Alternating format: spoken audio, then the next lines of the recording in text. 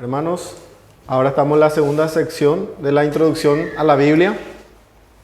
Gran parte de lo que vamos a estar hablando está ahora en el libro que tienen, en las copias. Ahí tenemos la sección 2. La sección 1 traté como una introducción y hablamos acerca de lo que es la revelación de Dios, ¿verdad?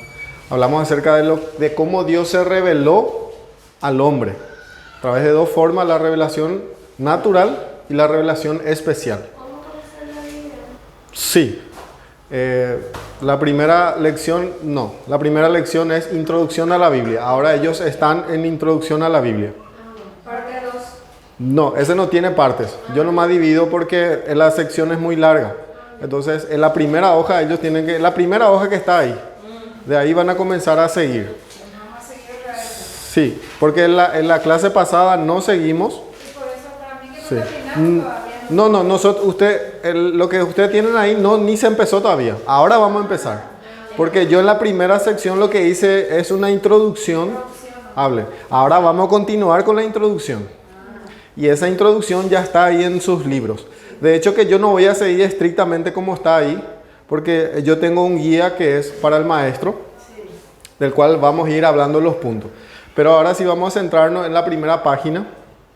Entonces, introducción a la Biblia, sección 2. El punto que está ahí es el estudio de la Biblia. Ustedes tienen ahí el versículo central que es 2 Timoteo 3:16. Y hay un comentario de MacArthur en la primera parte de la hoja, donde dice: yo espero que usted tenga una apreciación por las Escrituras y espero que usted tenga una apreciación por ella no como un fetiche, sino porque es el tesoro más grande aparte de Dios mismo que tenemos. MacArthur está hablando ahí acerca de la palabra de Dios y cómo nosotros debemos tratarla a ella. Y usa una palabra interesante y dice, no debemos tener la palabra de Dios como un fetiche. ¿Y qué es un fetiche? Es como un amuleto.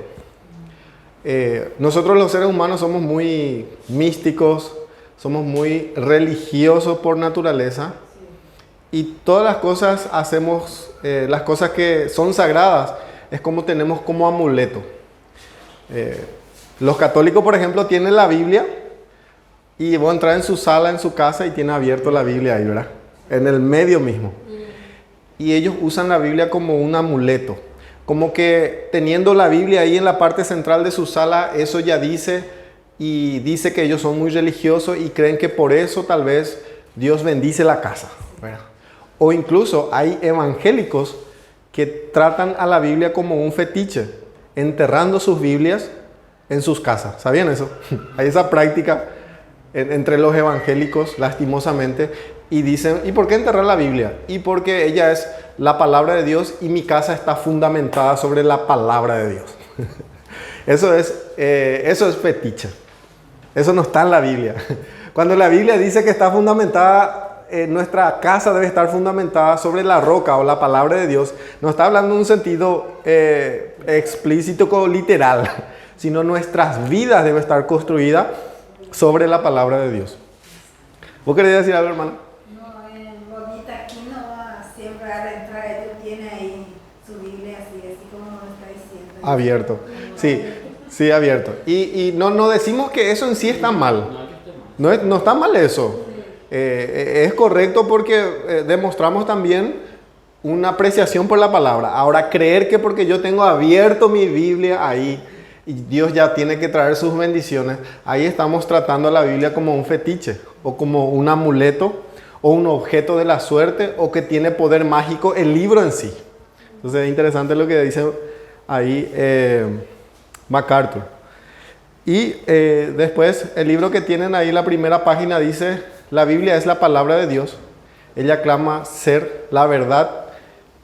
Ella clama ser la verdad. El mensaje de Dios al hombre. O sea, la palabra de Dios es el mensaje de Dios al hombre. Y nos da el versículo de 2 Pedro 1:21, que dice que los hombres inspirados por el Espíritu Santo hablaron de parte de Dios. Y nos da ahí 4 4 puntos donde nos dice que las escrituras fueron escritas por 40 hombres. Eso ya habíamos hablado en la clase pasada, que estos vivieron en diferentes culturas, en diferentes regiones. Ahí dice países, ¿verdad? Pero en realidad en diferentes regiones del Medio Oriente. La Biblia se escribió en un periodo de 1500 años, del año 1400 al año 90. Acá tengo una línea de tiempo, después vamos a pasar ahí, para tener una idea de cómo la Biblia se escribió y en qué tiempo, y cómo está correlacionados los libros de la Biblia en el tiempo. Voy a explicar eso más adelante. Entonces, tenemos ahí, la pregunta que les voy a hacer es la siguiente. ¿En cuántas secciones está dividida la Biblia? ¿Alguien sabe? En dos secciones, en 2 partes. La Biblia tiene 2 partes fundamentales, que es el Antiguo Testamento y el Nuevo Testamento.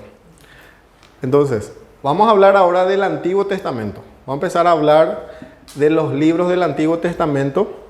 Son 39 libros. El Antiguo tiene 39 libros. Se puede dividir de varias formas estos 39 libros para identificar los grupos que hay dentro de esos 39. La forma en que nuestro libro divide esos 39 libros es A. Ahí tienen ustedes, A dice el Pentateuco, en el punto 1. A, el Pentateuco, son 5 libros. Esos 5 libros son Génesis, Éxodo, Levítico. Después, Éxodo, Levíticos, Números, Deuteronomio. sí. ¿Tenés para hermana? Se perdió. Sí, son los primeros 5 libros, el Pentateuco. Después tenemos los libros de historia, después del Pentateuco. Tenemos los libros de historia, que es... ¿Alguien me puede dictar? ¿Alguien sabe? Josué puede ser Ruth, Primera Samuel, Segunda Samuel, Primera de Reyes, Segunda de Reyes, Primera Crónica, Segunda de Crónica, Edras, Nehemías y Esther. 12 libros. Esos son los 12 libros históricos. Sí. Los 12 libros históricos, estamos en el punto A, ya pasamos el Pentateuco, ahora el punto B, que es historia, 12 libros. ¿Y por qué historia? Porque son relatos, ¿verdad? Son relatos de la historia de Israel y de cómo Dios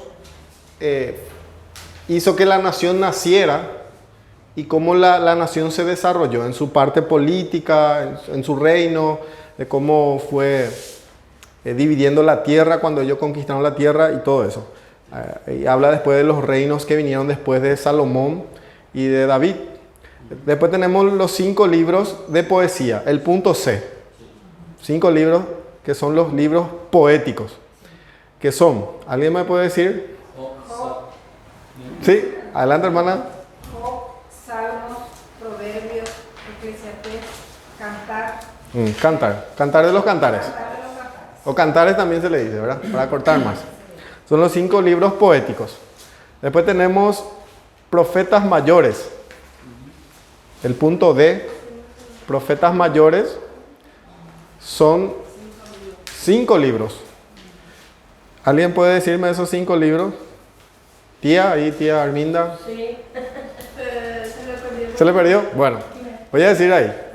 Los 5 libros son profetas mayores: Isaías, Jeremías, Lamentaciones, Ezequiel y Daniel. ¿Por qué se le dice profetas mayores? No porque sean mayores de edad o en importancia, sino porque son libros más extensos. Tienen más contenido, simplemente por eso.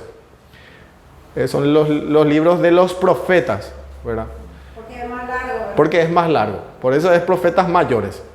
Y después están los profetas menores.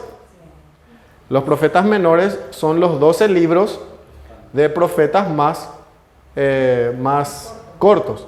Tía, ¿vos sabés? Oseas, Oseas. Abdías, Jonás, Ezequiel, Miqueas, Nahum, Sí.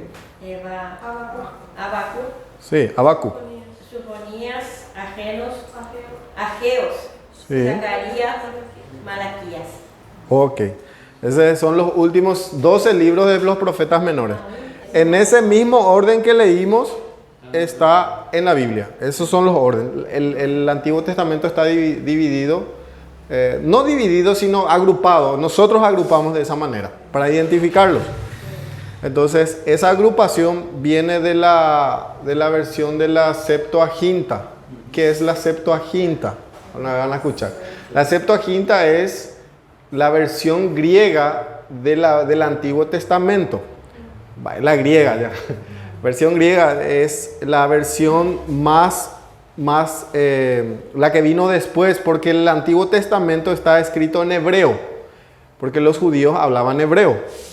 Entonces, cuando los judíos se van al exilio o se van en cautiverio nuevamente, después de muchos años, después de haber entrado en la tierra prometida, ellos van otra vez al exilio, viene Babilonia, invade, y después pasa 400 años de silencio, vamos a hablar de eso más adelante, y en ese periodo de 400 años vienen los griegos y conquistan el mundo. Entonces los griegos, la lengua oficial del mundo era el griego. Entonces, como hoy en día es el inglés, la lengua internacional es el inglés. Así también en aquella época, para hablar, para comerciar, todo era griego. Entonces, cuenta la historia que uno de los reyes, que después de Alejandro Magno vino, juntó a 70 hombres para traducir la Biblia hebrea o el Antiguo Testamento en el griego, en la lengua internacional.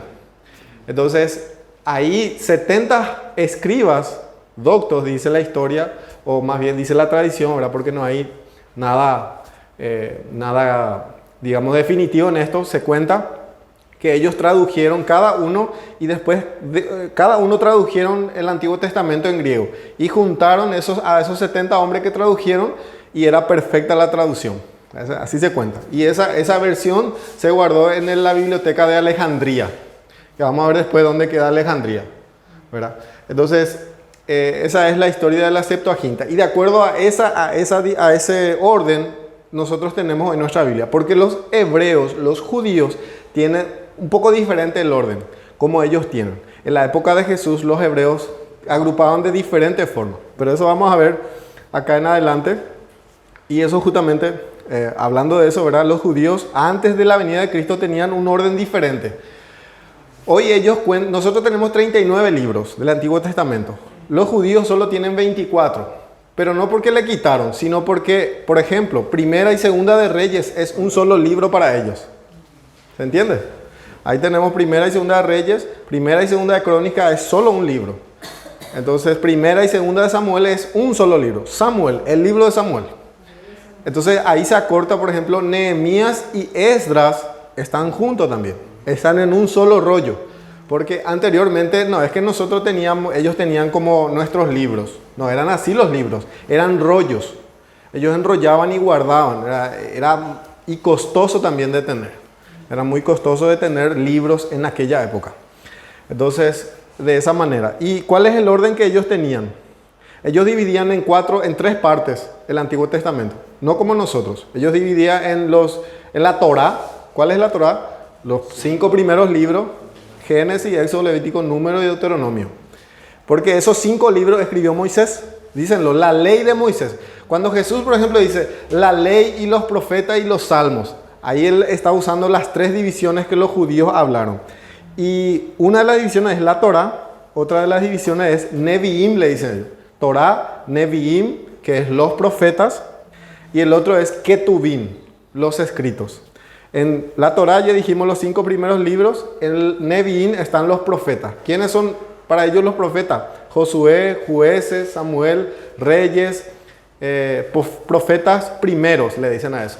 Y profetas postreros o posteriores, Isaías, Jeremías, Ezequiel y los 12 profetas menores. Ese es los Neviim, le dicen ellos.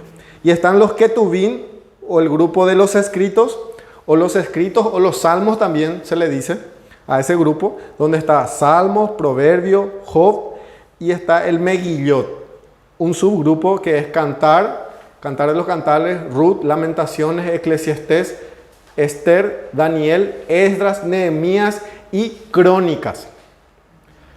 Para ellos, nosotros cerramos con Malaquías, el Antiguo Testamento, pero ellos cierran con Crónicas. Crónicas es el último libro que escribió, se cree que escribió el escriba Esdras. Entonces para ellos es Génesis y Crónicas. Y Jesús en Lucas 24, 25, si alguien puede buscar Lucas capítulo 24, versículo 25. Y a la par, si alguien puede irse a Lucas, el mismo capítulo 24, el versículo 44 al 47. O sea, la primera persona que encuentra Lucas 24, 25 al 27 va a leer, y otra persona puede leer el versículo 44 al 47. ¿Alguien tiene Lucas capítulo 24, versículo 25 al 27? 25 tengo. Sí, al 27 lees. Hasta el 27 no. Hasta el 27. Entonces de los hijos de Él les dijo, él les dijo, y en todos oh insensatos, insensatos para crear tú tardos de corazón. sardos de corazón. De chico no lo ¿Qué tal día? Si te ves chico, vamos a leer nomás. De lo que los profetas han dicho, ¿no era necesario de que el Cristo padeciera estas cosas y que entrará en su gloria? Y comenzando desde Moisés y siguiendo por todos los profetas, les declaraba en todas las escrituras lo que de él decían. Llegaron, Ahí, 27. Dice el 27, y comenzando desde Moisés, ¿verdad? ¿A qué se refiere ahí y comenzando desde Moisés? Porque Moisés escribió los primeros 5 libros. Cuando Jesús dice, y comenzando desde Moisés, dice el Pentateuco, los primeros 5 libros. Y después dice, y siguiendo por todos los profetas. Recuérdenle el orden judío.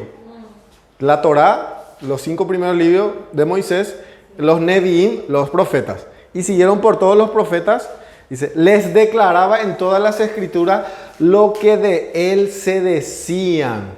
Importantísimo, hermano. El Antiguo Testamento habla de Cristo. Jesús abrió la Biblia y les decía, miren, acá dice de mí, esto se refiere a mí, esto se refiere a mí. Comenzando desde Moisés hasta todos los profetas. Isaías, Jeremías, Lamentaciones, Daniel, Daniel dijo esto de mí. Y dice los discípulos le dijeron, y que ellos se quedaron maravillados, ¿verdad? Más adelante dice, en el 32 dice, se decían unos a otros, ¿no ardía nuestro corazón mientras nos hablaba en el camino y cuando nos abría las escrituras? Jesús utilizó el Antiguo Testamento para... ¿Alguien puede leer ahora el versículo 44 al 47? David. Y les dijo, estas son las palabras que os hablé, estando aún con vosotros, que era necesario que se cumpliese todo lo que está escrito de mí en la ley de Moisés, en los profetas y en los salmos. Entonces, sí, continúa. Entonces les abrió el entendimiento para que comprendiesen las escrituras, y les dijo, así está escrito, y así fue necesario que el Cristo padeciese y resucitase de los muertos al tercer día. Ok, tremendo el Señor como acá usa el mismo orden de los judíos, porque eso ya era antes de Cristo. Dice, y de mí, de lo que está escrito de mí en la ley de Moisés, los primeros 5 libros, en los profetas, los Ketubim, ¿verdad? Donde está jueces, está Primera y Segunda Reyes, Isaías, todo ello es lo que habíamos leído. Y después dice, y los salmos, ¿verdad? Y ahí está Salmos, Proverbios, Eclesiastés, Job y Crónicas. Entonces, Jesús él citó el Antiguo Testamento. Con esto también él validó el canon del Antiguo Testamento. Jesús certifica que los 39 libros que hoy tenemos del Antiguo Testamento es palabra de Dios y es lo que revela a Jesús. Por eso es que nosotros no debemos nunca despreciar el Antiguo Testamento. No, esa es la historia de Israel. Ahora lo más importante es el Nuevo Testamento porque ahí habla de Jesús. No, no, no. El Antiguo Testamento es la base, es la profecía y Jesús está en el Antiguo Testamento así como está en el Nuevo Testamento. De hecho que en el Antiguo Testamento Jesús se presenta de forma diferente a través de tipos, simbologías, a través de historia, a través del sistema de sacrificio de los judíos cuando ellos sacrificaban a sus corderos, la Pascua, montón de tipología que apuntaba a Jesús. Y vamos a ver más adelante esos tipos, cómo el Antiguo Testamento habla de Jesús. La Biblia de los primeros cristianos fue el Antiguo Testamento. Fue la Septuaginta, que es la versión griega. Entonces, una pregunta central. ¿Alguien sabe cuál es el tema central de toda la Biblia? ¿Cuál es el tema central de toda la Biblia? ¿Alguien puede tirar algo? ¿Cuál es El amor de Dios. Puede ser, pero va más allá. Trata de Dios mismo. De Dios mismo, ok. La salvación y redención por medio del Mesías. Ok, ahí tía dijo el amor de La Dios, resurrección. David dijo de Dios mismo, vos dijiste la salvación. Y redención. Jorgelina, hermana, ¿qué decís? Su resurrección. Al tercer día. Todas las respuestas están relativamente correctas y es así. Y les digo cuál es el tema central. Es la revelación de la gloria de Dios y su carácter en la salvación de su pueblo. La revelación. Es la revelación de Dios. El personaje central de la Biblia es Dios mismo, no es el hombre. Dios revelándose al hombre. Sí, por medio, revelando su gloria y su carácter, ¿por medio de qué? De la salvación de su pueblo. Dios salva a su pueblo, ¿verdad? Entonces, ese es el tema central de toda la Biblia, tanto del Antiguo Testamento como del Nuevo Testamento.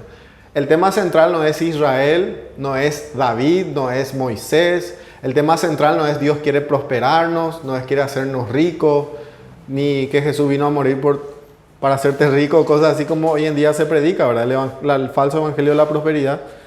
Sino, por eso es que cuando en un púlpito se predica, debe ser cristocéntrico en la predicación. Nos debe llevar a Cristo, ¿verdad? Y debe hablar del carácter de Dios y de la gloria de Dios y la salvación de su pueblo, ¿verdad?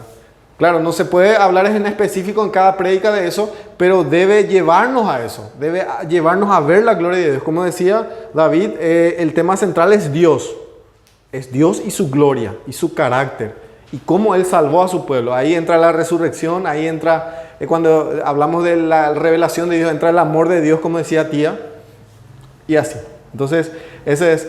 Y una aclaración para entender, la Biblia no es un libro de ciencias. Aunque tiene datos científicos, la Biblia tiene datos precisos de ciencia, pero no es un libro científico. La Biblia no es un tratado científico que te dice en especial cómo fue la creación en detalle por detalle. No. La Biblia te revela cómo Dios creó. Comienza cómo Dios creó, día 1, día 2, día 3, ya salta a la caída, de la caída ya salta a la promesa, de la promesa ya salta a Abraham y va...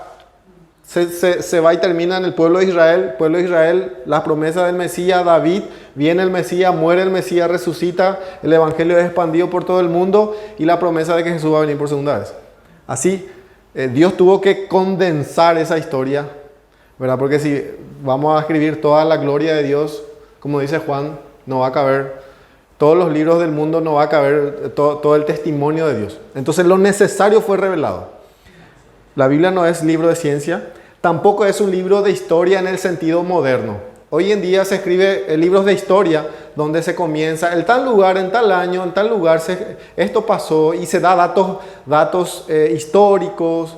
No, la Biblia no es que aunque tiene datos históricos precisos, no es un libro de historia meramente. Entonces, también no es un libro de biografías de hombres. No es que la Biblia, Moisés, voy a escribir mi biografía. Y empezó a escribir cómo él le mató a un egipcio y huyó. Y él empezó a escribir. No. Dios le dijo que escriba todo eso. Y no es la biografía de Moisés, no es la biografía de David ni de los reyes, sino es la revelación de la gloria de Dios y su carácter en la salvación de su pueblo.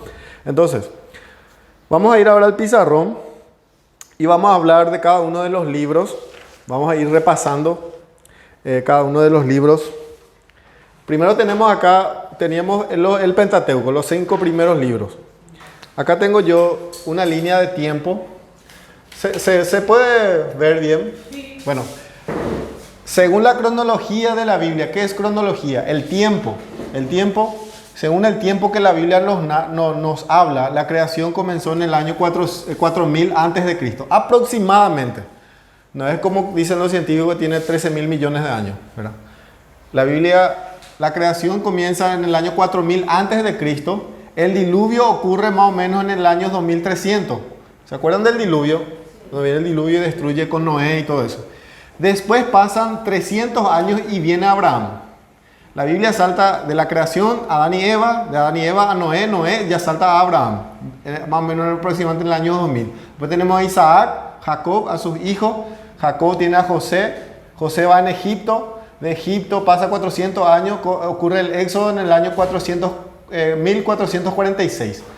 Este es el año donde se comienza a escribir la Biblia. Acá tengo, voy a poner 1500 años escritos, periodo de escrito.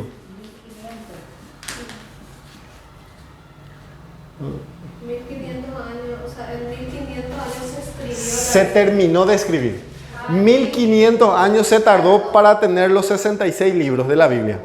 500 años. 1500, no 500. No, 1500 años. terminó de escribir. De escribirse toda la Biblia. ¿Desde qué punto? Desde el año 1446 antes de Cristo hasta el año 95 después de Cristo. Acá tenemos el año 0, ¿verdad?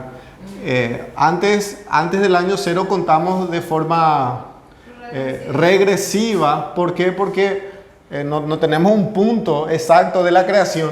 Entonces al revés. No es que ellos contaban al revés. Nosotros, hoy para nosotros. ¿Entendés? Los chinos, por ejemplo, tienen una forma diferente de contar sus años. Los israelitas también. Ellos cuentan su año a partir del éxodo. Ellos creo que están en el año 5000 y algo. Los judíos hoy. Pero nosotros, los que estamos en Occidente, contamos así. Tenemos el año 0 acá. Bueno, periodo de escritura. Este es el periodo en que se escribió. A partir de Éxodo, Moisés comienza a escribir Génesis. Comienza a escribir lo que pasó antes. Con Adán, el diluvio, Abraham, Isaac, hasta José, hasta el Éxodo. Entonces, hasta el 95. Después, ese es el periodo de la escritura. Pero, ¿qué periodo abarca la escritura? ¿En qué periodo él comienza a relatar? Los 5 primeros libros, el Pentateuco. El Pentateuco eran los 5 primeros libros. También es la ley de Moisés. La ley de Moisés. Se le dice la ley de Moisés a esos primeros 5 libros. Aunque no todo es ley de Moisés ahí. Génesis, por ejemplo, es relato, es historia. Es narrativo. Entonces, Penta viene de 5. Entonces, el periodo del Pentateuco es desde la creación hasta el Éxodo. Hasta que ellos van a entrar en la tierra prometida. Hasta acá. Más o menos son casi varios años cubre. Después de eso tenemos los libros históricos. Cubre desde el Éxodo hasta el regreso de la cautividad del pueblo de Israel o de Judá en Babilonia. Ellos regresan. Es importante acá, estos libros históricos, lo que tenemos ahí, primera y segunda de Samuel, primera y segunda de Reyes, Crónicas, Josué, Jueces, Ruth, todo eso cubre hasta el 536. En el año 900, cuando ocurre el Éxodo, los israelitas entran en la tierra prometida más o menos entre el año 446 y el año 1000. Después se forman los reyes. Viene el primer rey de Israel, ¿quién fue? Saúl. Saúl fue el primer rey. Después viene David y después viene Salomón. Después de Salomón, el reino de Israel se divide. Acá puse reino dividido. ¿Qué es? Esta es la región de Israel. Acá tenemos, este es el mapa mundi. Acá estamos nosotros, Paraguay, ¿verdad? Y esta es la región en que estamos abarcando acá. Más o menos en el centro del mapa del mundo luego está Israel. Por eso se le dice Medio Oriente, porque Israel está acá. Y acá tenemos oeste y este. El lado este y oeste. Acá tenemos norte, sur de la tierra. Medio Oriente significa, el oriente es este. Si al lado es oriente y occidente. Nosotros estamos acá. Israel está en el medio. Entonces, lo que ocurre es que el reino de Israel se divide. Acá tenemos Jerusalén y tenemos Samaria. Israel era toda esta tierra. Vamos a suponer, voy a dibujar más o menos nomás acá. Más o menos así. Israel. Entonces Israel se divide en dos reinos. Acá tenemos Jerusalén y Judá. Más o menos así. Esto era todo Israel y Judá dentro de Israel. Había dos reyes en Israel. Por eso es que no se confunda cuando los profetas dicen y el reino del norte o el reino de Judá y el reino de Israel. Israel, Judá, me confunde. No, son dos reinos diferentes. Se divide por causa del pecado de Salomón. Dios le castigó a Salomón a través de su hijo. Su hijo divide el reino. Después del reino dividido, el primero que cae, el reino del norte, el reino de Samaria. Norte está acá. Cae, viene Asiria, invade Samaria y cae bajo Asiria, el reino asirio. Después en el año 606 a 586, algunos no están de acuerdo con esa fecha, pero más o menos por ahí, cae el reino de Judá, este reino, de Jerusalén, Judá. Cae por Babilonia, los babilonios, acá tenemos Babilonia. Viene, invade Judea, porque Samaria ya estaba, entre los asirios después caen. Babilonia viene y conquista a Siria, después de conquistar a Siria, Samaria se queda a cargo de Babilonia. Y después Babilonia viene y conquista Jerusalén. Y ahí van cautivos a Babilonia, van cautivos todos los judíos a Babilonia. Y ahí tenemos la historia de Daniel. ¿Se acuerdan? De Nabucodonosor, toda esa historia. Eso ya fue cuando Daniel ya se va en Babilonia. Entonces, nosotros tenemos acá el reino dividido. Después, nunca más Israel vuelve a ser una nación autónoma. Nunca más. Nunca más Israel fue independiente. Entonces, para ir avanzando un poco, ocurre después de que ellos regresan. Nuevamente viene otro imperio, medo-persa. Los medo-persa, viene y conquista a Babilonia y Daniel queda todavía vivo. Mientras los medos y los persas tienen el control del mundo, le dice el rey Ciro, le dice a los judíos, regresen a su tierra, vayan otra vez. Y ellos regresan a su tierra en el año 536, 70 años de cautiverio. Y ahí es donde viene el profeta Malaquías y el profeta Ageo. Ellos dos profetizan, porque el templo se tiene que volver a reconstruir. Y eso ocurre en el año 536. Luego en este periodo tenemos 400 años de silencio. No hubo revelación, ni profeta, ni nada. Y después de estos 400 años de silencio, en el año 5, antes del año 0, nace Jesucristo. Acá tenemos el nacimiento de Jesús. Ahí nace Jesús. Y después, en el año 8, él va al templo cuando era chico. En el año 25, él comienza su ministerio público. Y en el año 28, él es crucificado. 3 años de ministerio. Es un cálculo aproximado. Luego de eso, comienza, después de 40 días de su resurrección, viene el Pentecostés. Y ahí comienza Hechos. Hechos de los apóstoles. A escribirse. Bueno, a relatarse lo que pasó acá. Pero Hechos se escribió más o menos en el año 62 a 64. Por acá se escribió Hechos. Y en el año 30 comienza el ministerio de Pablo. Pablo se convierte más o menos 2 a 4 años, 2 años después de la muerte de Cristo. Jesús se le aparece. Y su ministerio comienza acá, en el año 30. Hasta el año 66. Este es el ministerio de Pablo. Pablo muere en el año 66 aproximadamente.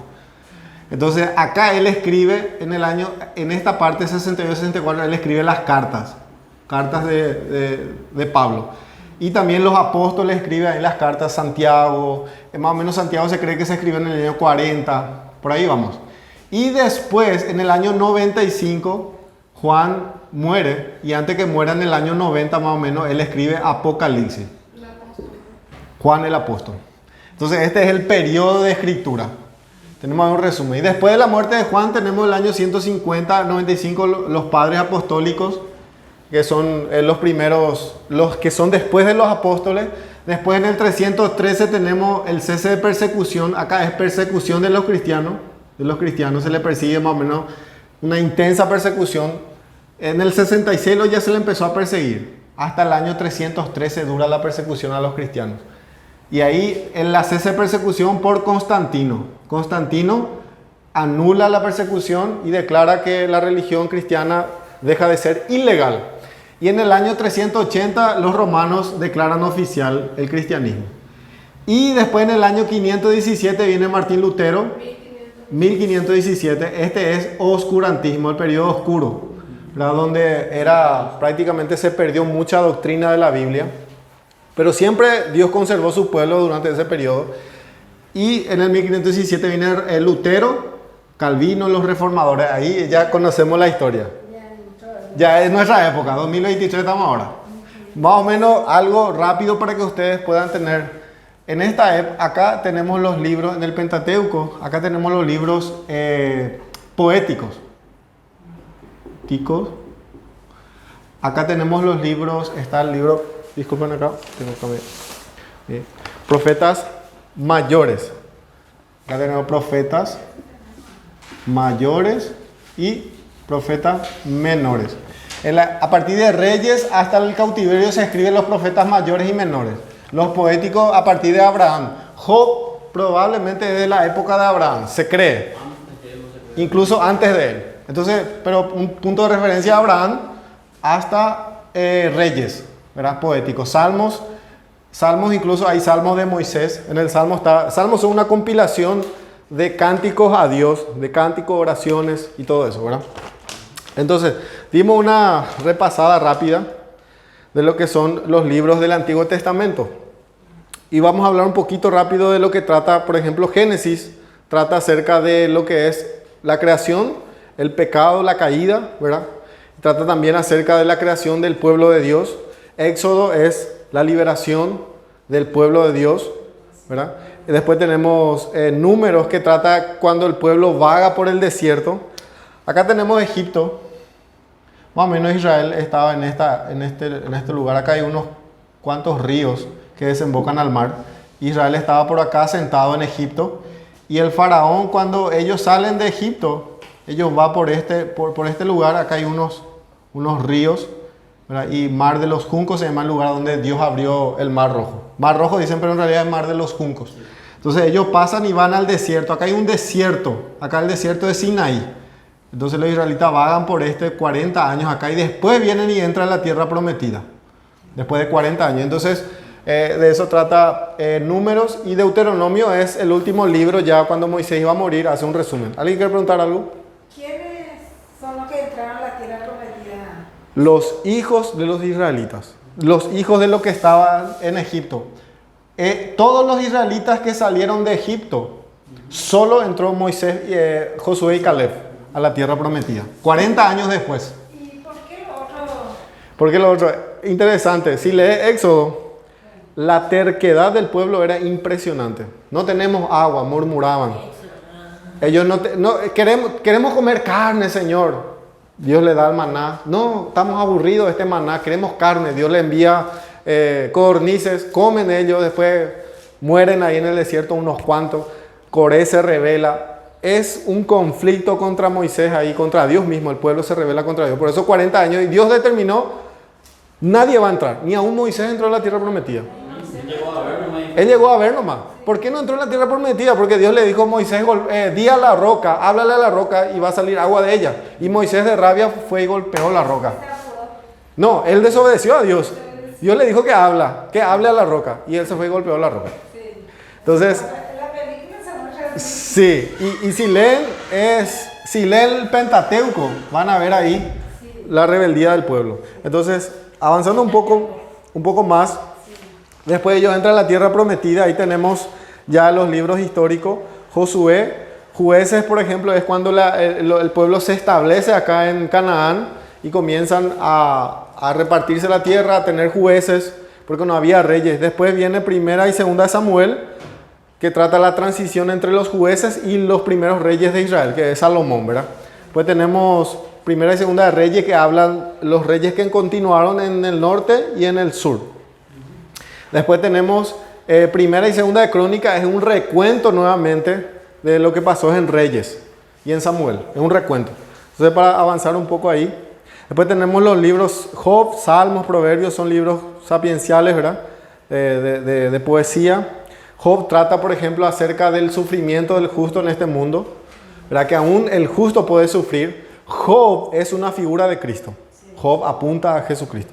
¿Por qué? Porque él sufrió inocentemente, ¿verdad? Y no abrió su boca. Y no abrió, él no abrió su... Exactamente. Perfecto, hermana. La acertaste. Job no abrió, no maldijo a Dios. Jesucristo dice que ni abrió su boca. Entonces Job representa a Jesucristo o apunta a Jesucristo. Es un tipo de Cristo, ¿verdad? Después tenemos proverbios, que son dichos cortos, prácticos de la vida, práctica de la vida, aquel que teme a Dios, ¿verdad? ¿Cómo se conduce? Una pregunta. Sí. Hay salmo, por ejemplo, todo dice salmo, cantar de David, todo Sí. parece que David. David escribió casi, creo que si no me equivoco, casi el 50 al 70% de los salmos. Después escribieron muchos otros. Asaf, que era uno de los cantores de David, también escribió los salmos. Moisés también tiene varios capítulos ahí dentro. Es una compilación. Se cree que Esdras, el escriba, que compiló todos los salmos. Es como una colección de todos los hombres justos de toda esta época, de Éxodo hasta el año 536. Acá vivieron muchos hombres justos en todo este tiempo, entonces se compiló, por eso es que puse poéticos acá, ¿verdad? A partir de este punto. Entonces, son los libros poéticos, ¿verdad? Cánticos, son oraciones. Entonces, Eclesiastés escribió Salomón, es un libro que habla de la realidad de la vida, habla de lo que es la vida sin Dios no tiene sentido. Eso no. La vida sin Dios no tiene sentido. Ese es el punto de Eclesiastés. Y por eso termina diciendo, la vida se resume en esto. Todo el discurso que hablé se resume en esto. Teme a Dios y guarda sus mandamientos. Porque Dios traerá a luz todas las acciones de los hombres en el día final. Entonces, tenemos ahí Job, Cantar de los Cantares, habla acerca de la santidad del matrimonio y del disfrute en el matrimonio. Cantar de los Cantares es un libro que se tiene que leer porque habla, ya leímos con mi esposa, tremendo eso, ¿verdad? Muchos dicen, no, Cantar de los Cantares es una figura de Cristo y la iglesia. No se debe hacer así, no habla de eso. Incluso Cantar de los Cantares es muy explícito, ¿verdad? Habla del cuerpo de la mujer, habla de la intimidad matrimonial, pero de una forma poética y hermosa, ¿verdad? Y exclusiva, que el esposo le complace a la esposa y la esposa al esposo. Se buscan ambos, ¿verdad? Ese es Cantar de los Cantares. Y es muy bueno una lectura para los solteros, por ejemplo. Vemos la santidad del matrimonio, Cantar de los Cantares. Después tenemos Isaías, que se dice que es el quinto evangelista o el primer evangelista porque profetiza mucho de Jesús. Jeremías es un profeta, el profeta llorón se le dice, ¿verdad? Porque en la época de Jeremías nadie se convirtió. ¿Por qué? Porque él profetizó en esta época. Jeremías, en la caída de Judá. Jeremías profetizó que Judá iba a caer, nadie le creyó, nadie se convirtió en su... Y se cree que él fue a Egipto con los cautivos que quedaron en Jerusalén. Entonces, pero Jeremías fue un profeta poderoso del Señor. No él que sea poderoso, sino porque él puso, Dios dice, pondré mis palabras en tu boca, le dijo a él. Y él profetizó, e incluso no profetizó solamente la caída de Judá, sino los reinos que estaban alrededor de Judá.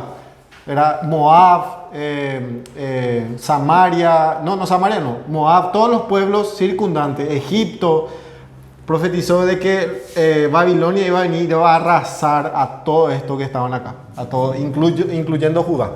Por eso dice, puse en tu boca, aquí tú derribarás naciones, dice, ¿verdad? ¿Y qué hacen los falsos profetas ahí? Acá en Jeremías dice, derribarás naciones. No, amigo, ese está hablando de aquella época que Jeremías dijo que las naciones que vivían alrededor de Israel serán arrasadas por Babilonia. Eso es lo que está diciendo. Entonces, eso es Jeremías. Tenemos después Lamentaciones, que es un libro extendido de Jeremías, donde él llora por la caída de Jerusalén. Lamentaciones. Ezequiel es ya un profeta que ya está en Babilonia. Después viene Ezequiel. Él profetizó desde Babilonia y todos los que fueron a Babilonia dijeron, ahora Israel va a desaparecer. Somos todos huesos secos, somos todos gente muerta. Y ahí la famosa figura, di a esos huesos, profetiza, hijo de hombre, ¿vivirán estos huesos? ¿Será que el pueblo de Israel va a volver a vivir? Sí, dice el Señor, ¿verdad? Y ahí habla, dice, di a este pueblo, dice, oí palabra de Jehová. Y esta profecía habla ya del nuevo nacimiento. Ezequiel comienza a hablar del nuevo nacimiento, lo que Jesús después desarrolla en el Nuevo Testamento, ¿verdad? El nuevo corazón, quitar el corazón de piedra, poner un corazón de carne. La regeneración ya va alumbrando al Nuevo Testamento. Ezequiel ya va alumbrando al Nuevo Testamento. Isaías también, los profetas mayores. Los profetas menores ni qué decir, ¿verdad? Después tenemos Daniel, que es también un profeta en Babilonia, que habla de la venida de Cristo, del Hijo del Hombre, las visiones que tuvo, ya apuntando a Jesucristo. Después tenemos los 12 profetas menores, Oseas, Joel, Amós. Todos estos profetas hablan de la caída de Judea y de Samaria. Juicio, juicio, juicio, pero a la vez también redención, redención, redención. La esquema de los profetas es esta: juicio y redención. Yo juzgaré al pueblo, traeré juicio, pero también hay un futuro glorioso para los que creen, para los que esperan en Jehová. Ese es el esquema general de los profetas menores y también los profetas mayores. Tanto tienen el mismo estilo. Después entramos al Nuevo Testamento. Ahí viene Jesucristo, el cumplimiento. Porque dice el ángel, Él salvará a su pueblo de sus pecados. Jesús salva al pueblo de sus pecados. Y tenemos los primeros 5 libros, pero 4 libros, los evangelios. Los primeros 3 evangelios son llamados evangelios sinópticos, Mateo, Marcos y Lucas. ¿Qué significa sinóptico? ¿Alguien sabe? Citan prácticamente la misma cosa. Exactamente. La palabra sinóptico significa ver juntos. Se puede comparar unos con otros porque se parecen en el orden y en los temas que abarcan. Los 3 primeros libros del Nuevo Testamento, Mateo, Marcos y Lucas. Después tenemos el libro de Juan. El libro de Juan habla de la encarnación misma de Dios en el Hijo. O sea, Dios se encarna, la encarnación del Hijo, ¿verdad? Porque el Hijo es Dios. Se encarna, toma naturaleza de hombre, ¿verdad? El cual es Jesucristo. De eso nos habla, y nos habla también de la preexistencia del Hijo, y el libro de Juan nos llama a conocerle a Él para que creamos en Él y para que tengamos vida eterna. Eso hay uno de los partes del ejercicio de pregunta, ¿verdad? Que es el propósito del libro de Juan. El libro de los Hechos, que tenemos acá a partir, como dije, los evangelios a partir del nacimiento de Jesús hasta su muerte. Después tenemos Hechos, donde habla del comienzo de la iglesia. Nos narra el nacimiento de la iglesia primitiva y la transición entre el judaísmo y la iglesia de Cristo, ¿verdad? Cómo el Nuevo Testamento va desarrollándose y cómo es la transición entre el Antiguo Testamento y el Nuevo Testamento. Cómo ahora Dios ve a su pueblo. Una cosa a aclarar: la iglesia no es que reemplaza a Israel. Muchos enseñan esto. Antes el pueblo de Israel era el pueblo viejo de Dios. Ahora es la iglesia. No. Nosotros, el Israel étnico. ¿Qué es étnico? Los hijos físicos de Abraham. Dentro de los hijos físicos de Abraham, hay que creen y que no creen. Hay que creen y no creen. Después, cuando vino Jesucristo, ¿verdad? Muchos no creyeron en Él, pero pocos creyeron, algunos nomás creyeron. Entonces, así como en el Antiguo Testamento había gente que no creía y que creía en los profetas, también en el Nuevo Testamento Pablo dice: yo soy judío, dice. No es que Dios falló su promesa, yo soy judío, yo me convertí a Cristo. Pedro era judío, los 12 eran judíos. Entonces, pero eran pocos, 120 nomás fueron los que creyeron, quedaron al final cuando Jesús resucitó. Después de ese 120 pasó a, creo que 3.000 hombres, ¿verdad? De conversión, judíos. Entonces, todos ellos, todos los que creyeron, ¿verdad? Estos son los que no creyeron. Y después tenemos los gentiles. En Hechos se narra que se abre el evangelio a los gentiles. Dentro de los gentiles también hay gente que no cree y gente que cree. No cree, gente que cree, ¿verdad? Y todo esto que creyeron los gentiles, este es el pueblo de Dios. Lo que creen. De Dios. Ellos son los que no creen. Los israelitas étnicos que creen y los gentiles que creen, todos ellos son un solo pueblo. No es que los gentiles le quitaron a los israelitas y solo Dios se mueve con los gentiles ahora. No. Hasta ahora hay judíos convertidos. Entonces, eso se llama la teoría del reemplazo, creo que le llaman algunos teólogos. Y no. Y tampoco no es que Dios hoy trata con los judíos que no creen en Jesús diferente. No. Hoy dicen, no, los judíos que son ortodoxos son el pueblo de Dios. No, ellos no creen en Jesús. Todos aquellos que no creen a Jesús. Sí, ortodoxos son los que guardan todavía el Antiguo Testamento y tienen sus rituales. Los judaizantes, los judíos que no creen en Jesús, solo en el Antiguo Testamento, ellos no son el pueblo de Dios. Dios considera que aquel que cree al Hijo tiene la vida. Y estos son los que creen, judíos y gentiles. Incluso los judíos del Antiguo Testamento que creyeron la promesa del Mesías. Todos los judíos. Y hasta acá están los judíos del Antiguo Testamento, o los israelitas. También, creen, no creen. Acá está Abraham, Moisés, Isaac, todos. Ellos también forman parte, incluso los de antes de Abraham. Tenemos a Abel, tenemos a Enoc, tenemos a varios de ellos. Todos ellos son el pueblo de Dios. Ellos son nuestros hermanos. ¿Se dan cuenta? Ese es el panorama, y eso en el Nuevo Testamento se descubre. No es que Dios trata ahora solo con un pueblo étnico. Antes era así, porque Dios quería guardar a Israel para que sea luz al mundo. Israel falló en su misión, porque el verdadero Israel es Jesucristo. Él es el verdadero Israel. Por eso dice, de Egipto llamé a mi hijo, dice. Por eso dice el profeta. ¿Y quién salió de Egipto? Los israelitas. Dios veía a los israelitas, veía a su hijo en el pueblo de Israel. Por eso es que Jesús dice, volvemos a lo que dice Jesús. Los profetas, el Antiguo Testamento habla de mí. Dice, por eso dice, yo soy la vid. ¿Por qué dice eso Jesús? Porque en el Antiguo Testamento Dios hablaba que Israel era la vid, pero una vid que dio frutos silvestres. No dio fruto, fallaron ellos en su plan. Pero ellos, en medio de su falla, Dios estaba guardando a la descendencia justa hasta llegar a Cristo. Y Jesús viene y dice, yo soy la vid. Por eso Pablo dice, estamos injertados, los gentiles están injertados en la vid. Esta es la vid acá, ¿verdad? Vamos a poner la vid. Todos están injertados en Jesús. Dice, ustedes gentiles eran rama silvestre, dice, ¿verdad? Eran silvestres. Pero fueron desgajados e injertados en la rama naturales. Y dice, y también Dios tiene poder de insertar a los que no creyeron. Tiene poder el Señor. Por eso dice a los gentiles, no te creas mejor que los judíos que no están creyendo. Y es algo muy importante de aprender, ¿verdad? Para ir cerrando, vamos a hablar un poquito de Cristo en la Biblia. Como ya venimos hablando, es el personaje central de toda la Biblia. En el punto 5 tenemos ahí del libro de ustedes. Ya hablamos del punto 2, el Nuevo Testamento.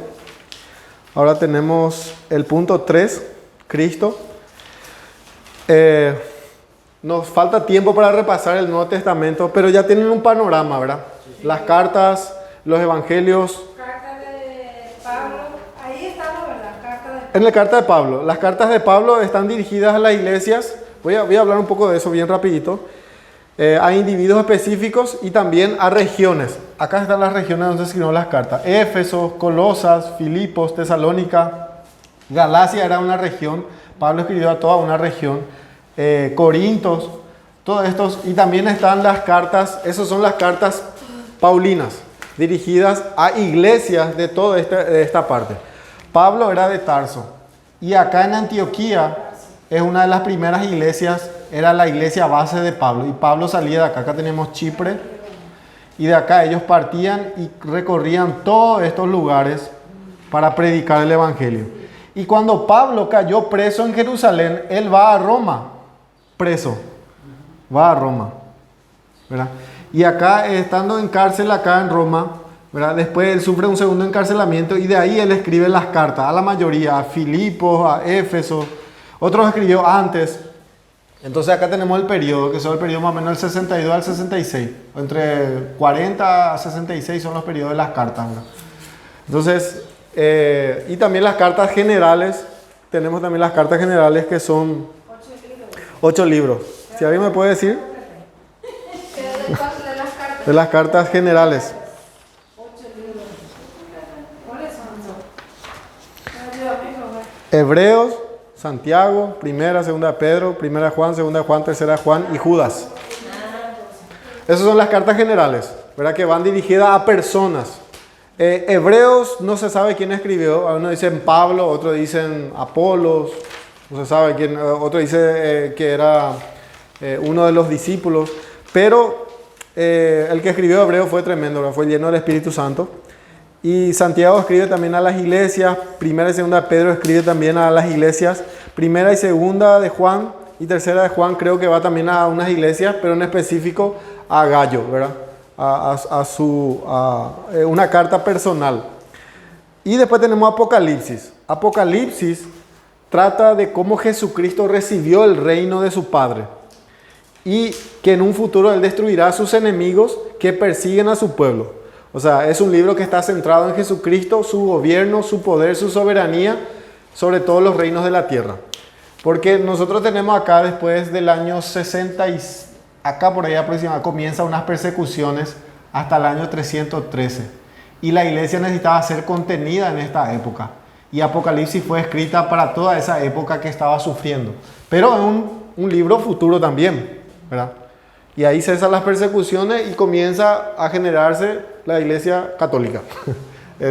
Cuando Constantino declara la paz en Roma, y Roma acá comienza, como que era la capital, los cristianos de acá comienzan a tener poder político y quieren comenzar a tener poderes sobre todas las iglesias, Cartago, Alejandría, y ahí lo que crece el poder del Papa.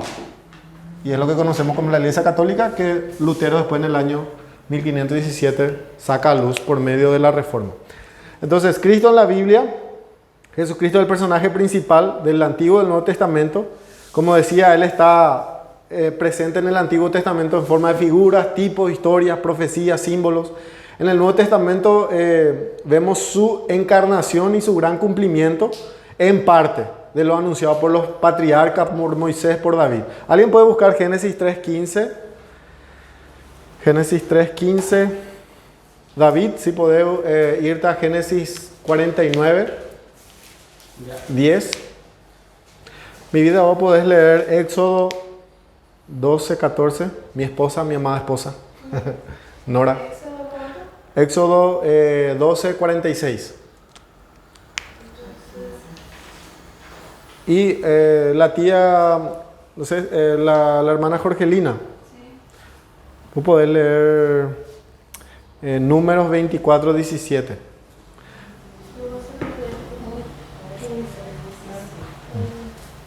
Tía va a empezar a leer.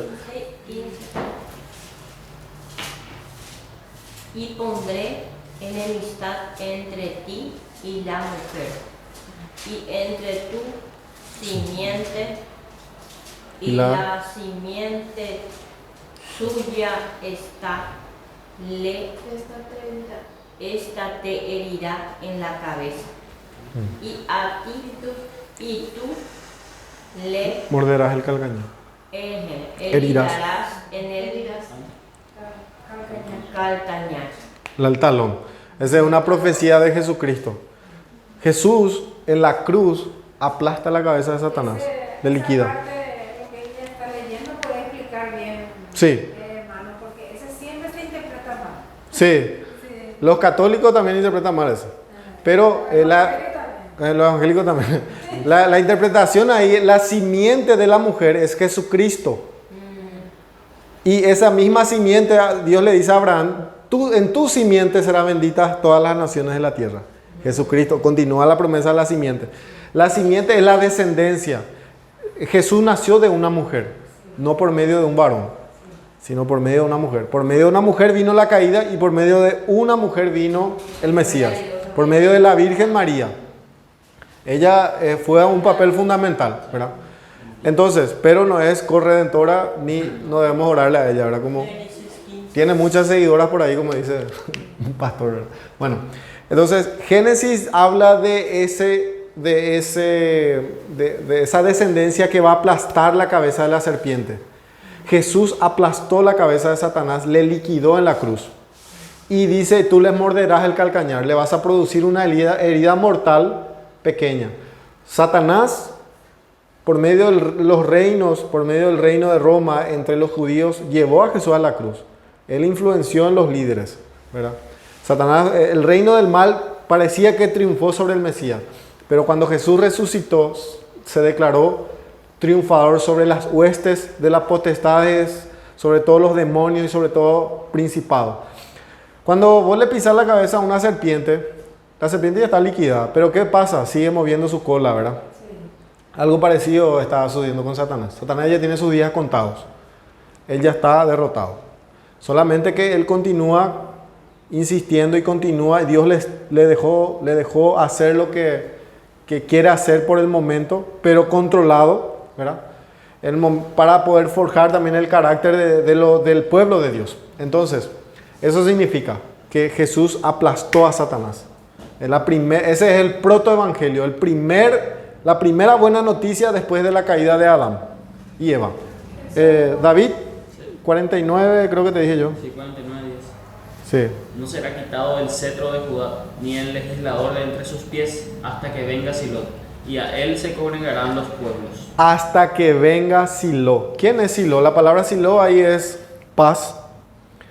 Sí, paz. Hasta que venga paz, dice, ¿verdad? Muchos intérpretes, hay una discusión en esa palabra, pero es tan claro que se refiere a Jesús. ¿A quién congregó a sus pies Jesucristo? A todos los pueblos, de toda nación, tribu, lengua, adorarán al Mesías. Y adoran al Mesías.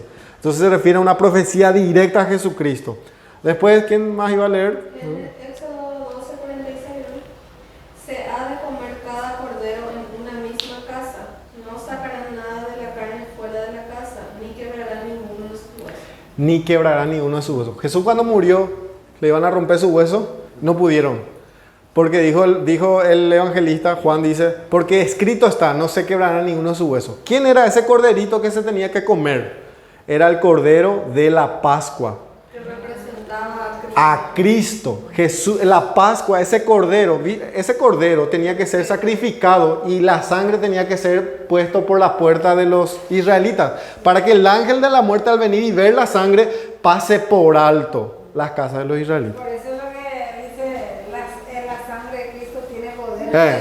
Y volviendo al fetiche, los evangélicos creen que la sangre de Cristo tiene... Unjo la sangre de Cristo a mi vehículo. Mi casa está ungida por la sangre de Cristo. La sangre de Cristo me guarda, ¿verdad? La sangre de Cristo se refiere ahí que Dios ya pasa por alto tus pecados. La palabra Pascua es pasar por alto. Deja pasar tus pecados. Sí. Para cerrar, si me dan más 3 minutos. ¿Por qué es importante la Biblia? Antes, miren en el punto B, la clave de es Jesús. Perdón, a vos te falta un versículo, ¿verdad? 24 números. Sí, números. 24:17. ¿Qué dice? Lo veré, mas no ahora. Lo miraré, mas no de cerca. Saldrá estrella de Jacob y se levantará cetro de Israel y herirá las sienes de Moab. Y destruirá a todos los hijos de Seth. Ahí está. Saldrá la estrella de Jacob. ¿Quién es la estrella de Jacob? Jesucristo. Él es la estrella, Él es el que brilla. Sí, en mayúscula. Y dice ahí que herirá a Moab, a las sienes de Moab. ¿Qué representa Moab? Los enemigos del pueblo de Dios. Jesús va a venir a destruir a los enemigos del pueblo de Dios. Eso es lo que significa. Entonces, el antiguo, hermano, si vamos a leer cada punto del Antiguo Testamento que habla de Cristo, vamos a quedarnos hasta un mes. Sí. Sí. Entonces, para cerrar, ¿por qué es importante la Biblia? La Biblia es importante porque es la palabra de Dios. ¿Qué significa que Dios inspiró? Ya hablamos de eso, que Dios exhaló su palabra, sopló su palabra, o sea, salió de Dios, ¿verdad? Y los 40 hombres pusieron por escrito todo lo que Dios inspiró, ¿verdad? Como decíamos, no es que ellos eran hombres inspirados 24 horas de sus vidas o toda su vida ellos vivían inspirados y todo lo que decían era palabra de Dios. No, en el momento que ellos comenzaron a escribir, ahí Dios se apoderó de ellos y todo lo que escribieron era palabra de Dios, palabra por palabra. Conceptos errados de la Biblia que hoy se tiene. La Biblia contiene la palabra de Dios, dice mucho. No, la Biblia no contiene, la Biblia es la palabra de Dios. Cada palabra. Dios inspiró palabra, no ideas. Entonces, porque cuando uno dice que contiene la palabra de Dios, ya puede decir que la Biblia tiene errores, pero las ideas son perfectas. Dice, no, tiene errores la Biblia. La Biblia es infalible, es inerrante. La Biblia no erra en sus datos y en todo lo que dice ahí, ¿verdad? No falla. Y en Salmo 119, 138 dice, tus testimonios son fieles. Tu testimonio es fiel, o sea, no dice algo errado, ¿verdad? Para que puedan anotar ahí Salmo 119, 138. Entonces, ¿cuál es el proceso del canon? ¿Cómo sabemos que los 66 libros son la palabra de Dios? 1. Posee cumplimiento profético total o parcial. Cada libro de la Biblia tiene profecías. Génesis tiene profecías, se cumplió. Jesucristo es el Silo, ¿verdad? Éxodo, cada uno tiene puntos proféticos que ya se cumplieron y que se van a cumplir. Segundo, ¿cómo sabemos que un libro es parte o inspirado? Segundo, es muy consistente en sí mismo, o sea, no se contradice. Este libro no contradice al otro. Los 66 libros de la Biblia no se contradicen, ¿verdad? Tercero, la preservación de los libros con el tiempo. Dios cuidó y preservó estos libros, a pesar de que antes no había imprenta, se tenía que escribir a mano, copiar, y quedó fiel esos 66 libros. También autoría de hombres comunes, pero con revelaciones, ¿cómo se dice? Revelaciones impresionantes o anormales, ¿verdad? La revelación que ellos tuvieron no es humano, es sobrenatural. Está por encima de lo que un hombre pueda producir. Eso también, esa es la característica que tienen estos libros, ¿verdad? El pueblo de Dios lo identificó y lo reconoció, ¿verdad? Entonces, así se formó el canon de la Biblia, ¿verdad? Tuvo varios procesos, ¿verdad? Hasta llegar a los 66 libros. Entonces, ¿cuáles son los motivos para confiar en la Biblia como la palabra de Dios? Y con esto cerramos. 1. Fueron escritos por hombres ordinarios, pero con el contenido extraordinario que demuestra el sello de la autoridad divina, ¿verdad? 2. Es muy consistente, como hablamos, ¿verdad? 3. Es un libro que ha cambiado la historia y a miles y millones de personas a lo largo de ella, ¿verdad? Es históricamente precisa. Jesús confirmó su credibilidad del Antiguo Testamento, también de los Nuevos Testamentos, al decirle a los apóstoles, yo les haré recordar todas mis palabras, ¿verdad? Y el último es cientos de profecías cumplidas al pie de la letra, ¿verdad? Y que MacArthur menciona en su audio, en el audio que escucharon. Ahí habla de los cumplimientos, por ejemplo, cómo se cumplió las profecías de Ezequiel, de algunos libros históricos, ¿verdad? Y también en el Nuevo Testamento, Lucas acertó la profecía de Jesucristo cuando dijo que Jerusalén iba a ser rodeada y iba a ser saqueada por los romanos. Y eso se cumplió en el año 70. O sea, hay profecías del Nuevo Testamento que se cumplieron después, enseguida. Entonces son libros inspirados, ¿verdad? Y Apocalipsis, que hay muchas cosas que se va a cumplir en Apocalipsis. Amén. Cerramos, hermanos. Si alguien tiene una duda, nada más. Cerramos. Amén. Más claro que el agua. Más claro que el agua.